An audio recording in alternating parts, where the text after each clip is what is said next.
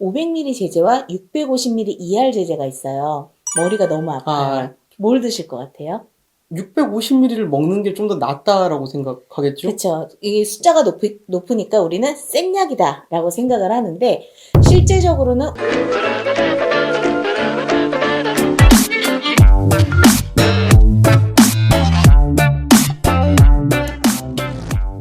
이런 약 어디 없납니다. 오늘도 항상 그렇듯이 제 옆에는 김혜진 약사님 자리에 계십니다. 네, 안녕하세요. 김혜진 약사입니다. 예, 접종을 두고서 최근에 이런저런 속설들이 참 많지 않습니까? 아우, 엄청 많죠. 또 이제 카톡 문자, 괴 문자들이 돌기 시작했죠. 저희가 특히 그 중에서도 약에 관련된 것들을 좀 몇 개 좀 여쭤보려고 합니다. 뭐 이런 약 어디 없나 해서 뭐 이렇게 알아보는 이렇게 대국민 시간 같은 건데 빠밤 약간 이런 느낌이잖아요. 가장 많이 나오는 질문이 사실은 아세트아미노펜 네, 맞아요. 관련 질문이지요. 그 중에서 한 두 가지 정도를 먼저 한번 제가 약사님께 좀 여쭤보려고 합니다. 이런 얘기들 참 많잖아요. 맞기 전에 약을 먹으면 참 좋다. 그러니까 예를 들어서 아세타미노펜을 복용 전에 먹으면은 문제가 안 생긴다. 이게 실제로 맞는 얘기인가요?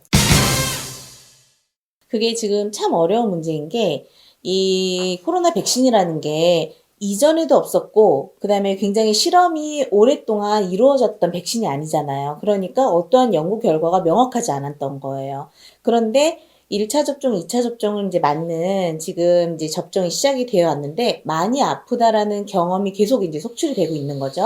그러니까 사람들이 너무 아프다니까 약을 미리 먹고 싶은 거예요. 그리고 여러 연구 결과나 논문에 의하면은, 그러니까 지금 일단은 엔세이드 같은 일반 소염 진통제 같은 경우에는 항체를 형성하는데 어느 정도 이제 안 좋은 반응을 일으킬 수 있다라 그래서 복용을 자제해달라고 권고가 되고 있고, 아세트아미노펜은 그거보다는 낫다라는 이야기 때문에 너무 아플 때 해열 진통 목적으로 먹어라라고 되어 있는데, 아세트아미노펜이나 그 다음에 이제 우리가 흔히 아스피린이라고 알고 있는 아세틸살리실릭 애시드 같은 경우에도 이렇게 항체 형성에 좀 안 좋은 결과를 초래할 수 있다. 아니면 부정적으로 조금 더 항체를 잘 형성되지 못하게 할 수 있다라는 그러한 결과도 나오고 있어요. 그래서 굳이 선제적으로 먹을 필요는 없지 않느냐라고 지금 권고사항이 나오고 있기는 합니다.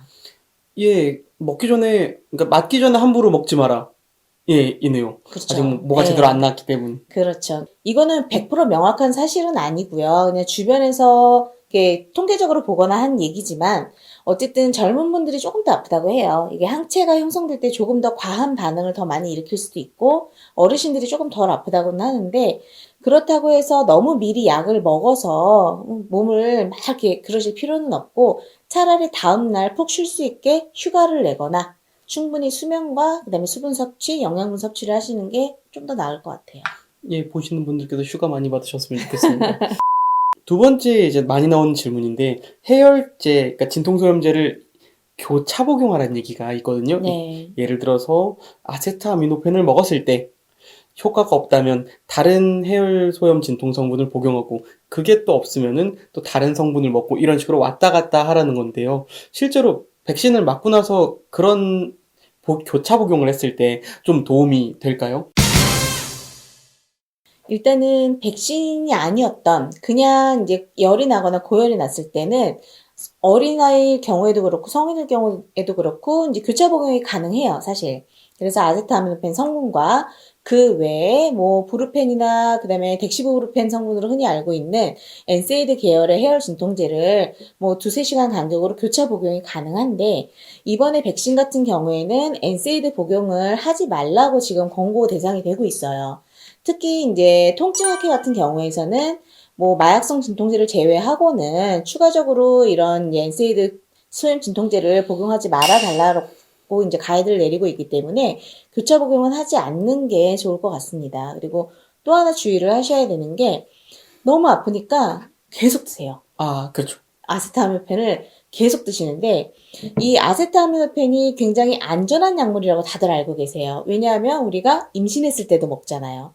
되게 안전한 약이다라고만 생각을 하는데, 사실 고용량의 아세트아미노펜을 먹게 되면 빠르게 간독성을 일으킬 수 있습니다. 이게 이제 아세트아미노펜이 몸으로 배출되기 전에 중간적으로 이렇게 만들어지는 물질이 있어요. 그 물질이 NAPQR이라는 물질인데 그 물질이 간에 심각한 독성을 일으킬 수가 있습니다.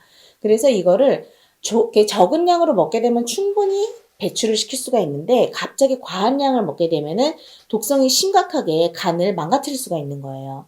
근데 우리가 너무 아프다 보면은 한 알 먹어야지 했던 걸 막 두 알씩 먹게 되고, 그 다음에 하루에 3번만, 4번만 먹어야 되는 거를 막 2~3시간에 한 번씩 먹게 되고 이러거든요. 그래서 반드시 상한 용량을 아셔야 돼요.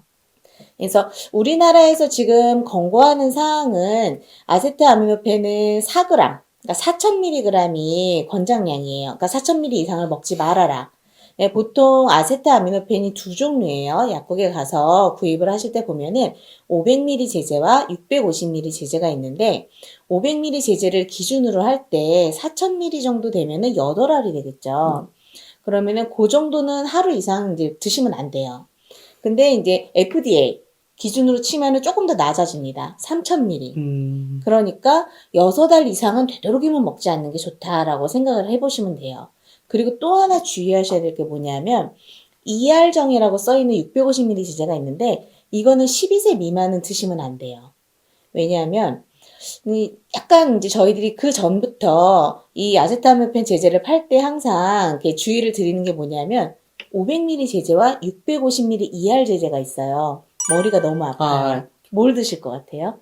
650ml를 먹는 게 좀 더 낫다라고 생각하겠죠? 그렇죠. 이게 숫자가 높으니까 우리는 생약이다라고 생각을 하는데 실제적으로는 500mg 제제가 빠르게 녹아서 500까지 팍 치고 올라가는 역할을 하고 650ml는 ER정이라는 즉 서방정이라는 의미이기 때문에 서서히 녹는 역할을 해요. 그래서 반만 한 300ml 정도만 빠르게 올라가고 나머지 350ml 정도 반 정도는 8시간에 걸쳐서 서서히 올라가는 역할을 합니다.